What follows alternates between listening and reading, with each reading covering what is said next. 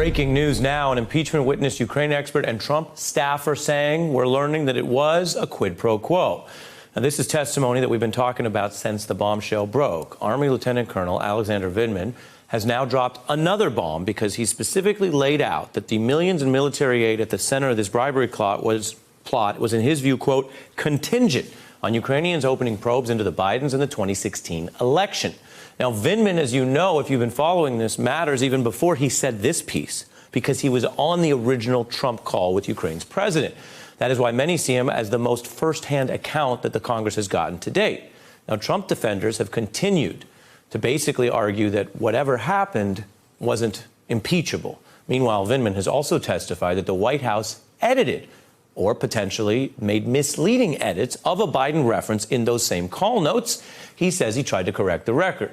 All of this looks like another problem for the president.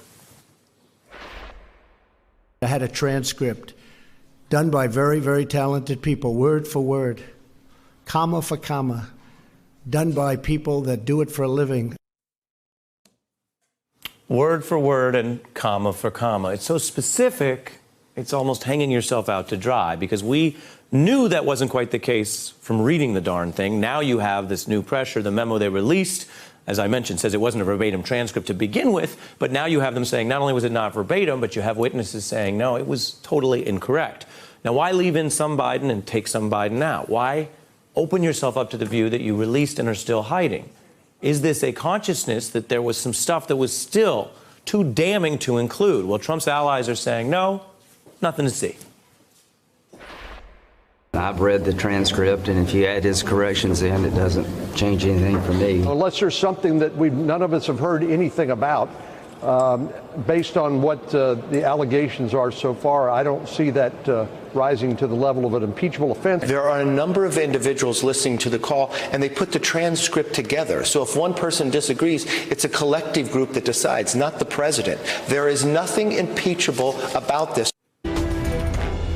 Breaking news. It's been coming in fast and furious. We just got the first response from John Bolton's lawyer. He has told the New York Times, and we have it written here, that his client will not appear voluntarily for the Democrats' new summons for Bolton to testify. That was breaking just as we came on the set. But the response is interesting because it also says that Bolton stands ready to accept service of a, quote, subpoena from the Democrats. Let's get right into what that all means with Maya Wiley, a former prosecutor from the Southern District and former counsel to the mayor of New York City. Good to see you. Good to see you. John Bolton obviously is key. From the moment that the show started tonight to you walking out to this table, we have John Bolton's lawyer saying something pretty particular. How do you interpret this?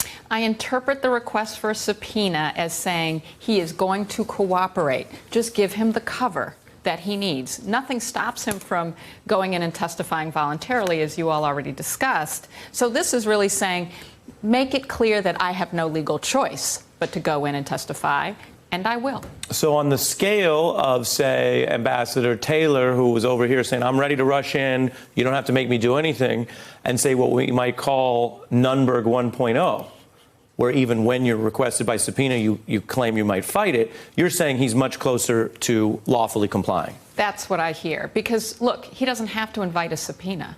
Inviting a subpoena means you're saying, I'm going to cooperate. Otherwise, you don't invite the subpoena. Right. And it sort of protects him. This is beyond the law, but as I always remind folks, you also practice law for a politician, for a mayor, and there's different issues there. Yeah.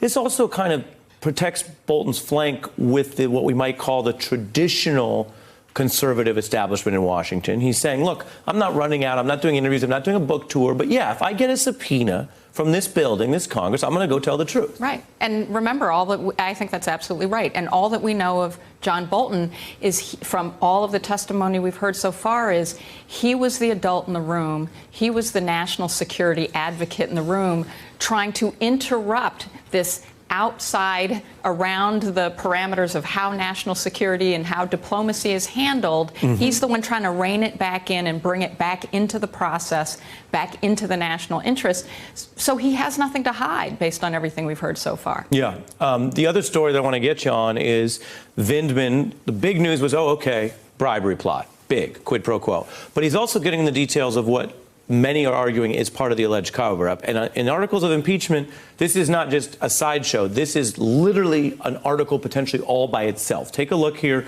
at all the times we've heard from the Trump side about the transcript. Take a look. We had an exact transcript.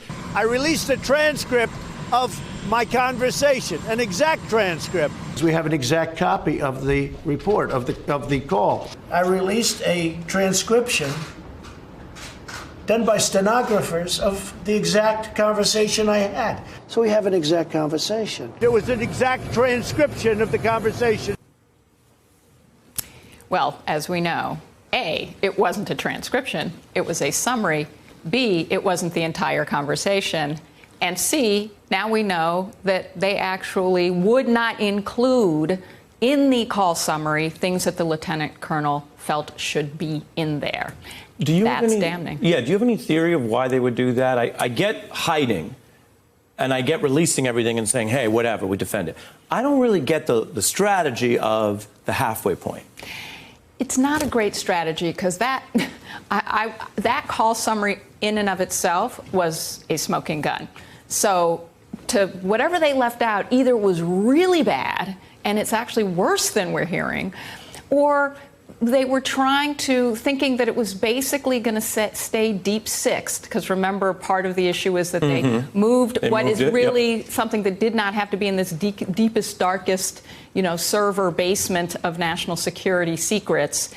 So they may have thought they were hiding it well enough, but just to be safe, we'll just keep out some of the blatant statements. I don't know what statements could have been more blatant, but we know we didn't get the entire call. Yeah. We also know that if 2 weeks, as we know from Lieutenant Colonel Vindman, if 2 weeks before that call even happened, we have Sondland saying in a meeting with Bolton and Ukrainians, yeah, you got to do this. You want the meeting with the president?